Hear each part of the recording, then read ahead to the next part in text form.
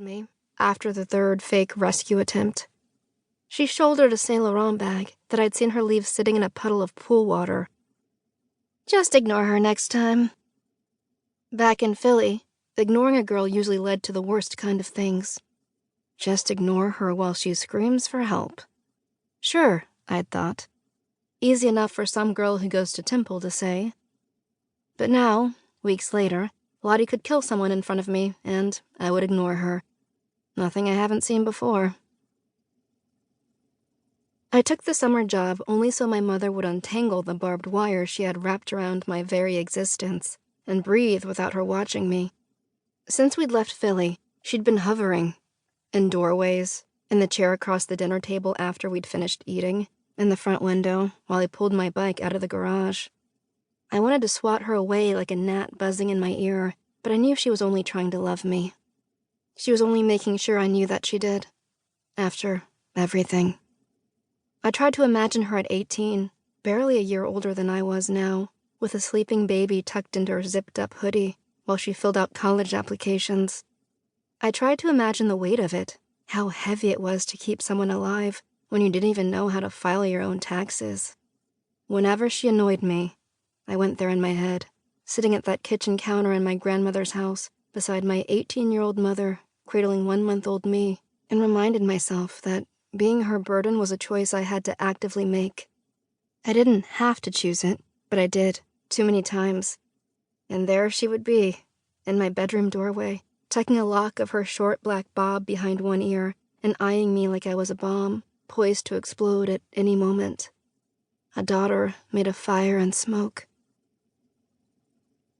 I blew the long whistle to signal Adult Swim, and a collective groan emanated from the kids in the pool as moms and nannies slid into the water with their floats. It was my break, so I hopped down from the lifeguard stand and swung my whistle lanyard around my finger, flip-flops smacking on the concrete as I made my way to the snack bar.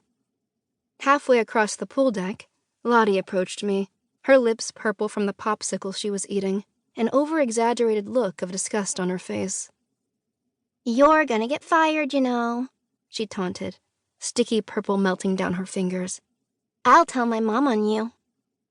I feigned interest and concern, lifting my eyebrows at her. Me? Fired? From this absolute paradise of employment? Oh, man, I snapped my fingers. What'll I do then? Before she could open her stupid purple mouth again, I blew my whistle sharply. She flinched and covered her ears, dropping her popsicle. I knew I was grinning, even as Lottie stared at me slack-jawed, and curled her small hands into fists at her hips. "No food on the deck," I said, swinging my whistle again and walking toward the snack bar. Lottie stomped off behind me. The snack bar at the club wasn't like the hot dog carts outside the neighborhood public pool in Philly, where we'd grab syrupy snow cones. The snack bar was less a snack bar and more an actual bar, manned by one pretty pool boy or another. It usually rotated between Jackson and Liam, who were always dressed in navy blue West Shore country club polos and khaki shorts. Jackson was 22, and I'd occasionally catch him staying after his shift to shoot the shit with the golf caddies in the club's main bar, throwing back Heinekens and eating the free bar nuts. He was born and raised in Willow Creek, which he'd mentioned during one of my first afternoons at the country club, before the pool had officially opened for the season. He'd been standing behind the pool deck bar, dark hair smoothed back, and thick shoulders hunched lazily. "This place is like a black hole," he'd said, endlessly drying a fully dry glass with a bar towel. "Even when you think you're out, it sucks you back in."